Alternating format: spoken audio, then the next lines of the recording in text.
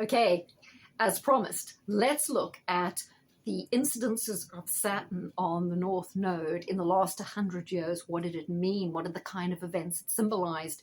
We need to talk about this because of the super conjunction that's happening between Saturn, Neptune, the North Node, Mercury, and Venus retrograde at the beginning of April, because themes connected with Neptune on the North Node, which have been discussed in my recent broadcasts, and Saturn on the North Node will be heightened. We need to look at history to find out what kind of themes so we can project forward.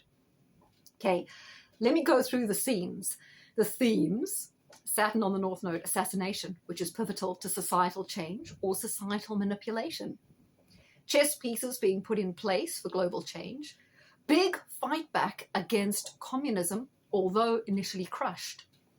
Countries featured: Iran, Iraq, South Africa. Protests against war, technology, hugely transformational, major accidents, subversion, spying, secret pacts, and generally tension. Because the whole Pisces theme is there's a lot of tension because there's so many unknowns. So much is shifting, changing, but it's murky, like a windy road on a very misty night. And maybe there's a thunderstorm brewing and all. So anyway. The most recent conjunction was June the 6th, 2002, which was in Gemini, right? So that was an interesting period. It was post 9/11. So there was the build up to the whole Afghanistan mission, the Iraq mission again to get rid of Saddam. And they'd introduced the war on terror, very psyop, very strongly. Homeland Act coming on, wasn't that Chertoff? Michael Chertoff, who was intimately involved with some of the hijackers. He was head of Homeland Security afterwards, bringing in all these changes, the Patriot, I think it was a Patriot Act or whatever, introducing extra security because of the so-called hijackers. I think, wasn't June 6, 2002 when the Queen had her Jubilee as well? So it was a very big event in London. They had enormously successful celebrations for the Queen's, was it the Golden Jubilee, as opposed to the Diamond that was in 2024, and then I don't know, I lose track. But there was a big celebration for the Queen 2002 in June, right there as well. There was also the Second Intifada, and the Catholic Church was grappling with scrutiny and sex abuse cases. So again, we get the theme of religion, which is also going to come up with Neptune in Aries, right? The euro was introduced as the official physical currency in the Eurozone. The form of currencies all became defunct. I laughed at this one. South African Mark Shuttleworth blasts off from the Baikonur Cosmodrome on the Soyuz TM-34, becoming the first African space tourist. Okay, his name's Mark Shuttleworth. Are they trolling us? What are the chances? Oh, come on. Do me a favor. I don't think that happened. Then the next conjunction, the conjunction coming is 14th of April 2025, but I'm focusing on the beginning of April, but officially Saturn is conjunct North Node at 2025. Every 11 to 13 years they align. Some are less kind of pivotal than others. Let's look at the one in 1911, which was in Taurus. There was a revolution in Mexico. There was attacks against government troops and blah, blah, blah. Interesting, really, because we have this World Economic Forum candidate, Claudia Sheinbaum, something like that, in Mexico at the moment. Obviously not a candidate to be trusted. Weren't there huge amounts of deaths among people running for election in Mexico during the so-called selection? Also, Standard Oil is dissolved by the Supreme Court of the United States into 34 separate oil companies, including Exxon, Mobil, Chevron, Texaco, and others, because of violation of antitrust law. So could we see kind of another breaking up because of antitrust law? Would that be a theme in the Trump-Musk government? So we're in 1911. What else happened at the Saturn North Node conjunction? Well, the RMS Olympic arrived in New York at the end of her maiden voyage, and she proceeded to her quarantine station off Staten Island, and then up the North River, blah, blah, blah, to where she was safely moored. And then on June the 22nd that year, George V and Mary are crowned King and Queen of the United Kingdom and the British Dominions in Westminster Abbey, and RMS Olympic is decorated for the occasion. I just thought it was kind of strange because the next year was the year, 1912, was the year the Titanic sunk, and the Titanic basically was the Olympic, according to some of the very well-researched and credible conspiracy theories.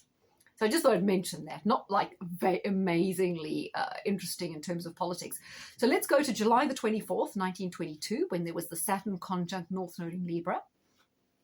Irish Civil War, the Battle of Dublin, the Irish National Army using artillery loaned by the British begins to bombard the anti-treaty Irish Republican Armed Forces occupying the forecourts in Dublin. Fighting lasts until July the 5th. August the 27th, another development, Irish Civil War.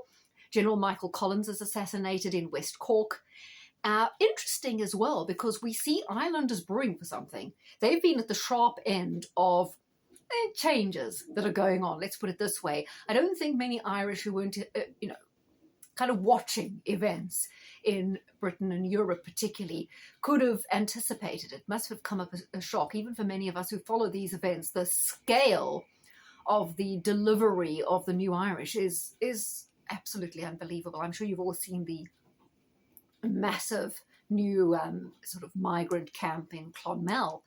So I think maybe the Irish are beginning to get a little bit restless. That could be what that foreshadows. Don't know why it went away. Call it up again. Sorry about that. I don't know why my screen decided to pause. Okay, let's keep going. We also, very interesting, had hyperinflation in Germany, meaning that 563 marks were needed to buy one single American dollar, more than double the 263 needed 8 months before. Hyperinflation in Germany. Now, I don't think we'll see that exact thing happen again, but we do see major difficulties for the German economy, German society, German manufacturing. I mean, their whole economy was based on manufacturing, and that's being totally changed now with all the changes with net zero, making that all a very, very different scenario. I don't know why this keeps jumping on me. Fast forward to 1934, when we have Saturn North Node, this time in Aquarius. Austrian Civil War. The Fatherland Front consolidates its power in a series of clashes across the country, and there was a French political crisis when the French far-right leagues rally in front of the Palais Bourbon in an attempted coup against the Third Republic. Very interesting, because France is also on a knife edge. Macron, deeply unpopular. Marine Le Pen's party continuing to gain in popularity, but also the far left party, with that guy whose name I forget anyway, is also surging with the far left, the far right in France. France is also ripe for some sort of revolution. They have a history of it. They take stronger industrial action than anyone in the UK does. So very interesting to watch France and see what happens there. We now go to June the 6th, 1945, when this conjunction was in Cancer. This was June the 6th, but it was a year after D-Day, right? But on this particular June the 5th, the Allied Control Council, military occupation government body of Germany, formally takes power. So that was really the end of the whole build-up to World War II and World War II. Now, this was also interesting. John Von Neumann's first draft of a report on EDVAC is distributed, containing the first published design of the logical design of a computer with stored program and instruction data stored in the same address space within the memory, and it was called Von Neumann architecture. This, again, is a link to two things: the esoteric, but also advances in technology that are so important they're going to grip the world and absolutely revolutionize all our lives. John Von Neumann, very interesting, because he was involved in the Philadelphia experiment. He not only had mathematical knowledge, he was also a very good engineer. He designed all the electrical and the other components of the USS Eldridge, which was part of the Philadelphia experiment. Now, I've looked into that extensively. Some weird stuff went on. And because John Von Neumann was involved there, and there was an element of the discovery of time travel, I kind of wonder if this knowledge, in order to build the first computer, was drawn from the future into the present. And I will return to that theme in part 2, because it also comes up again.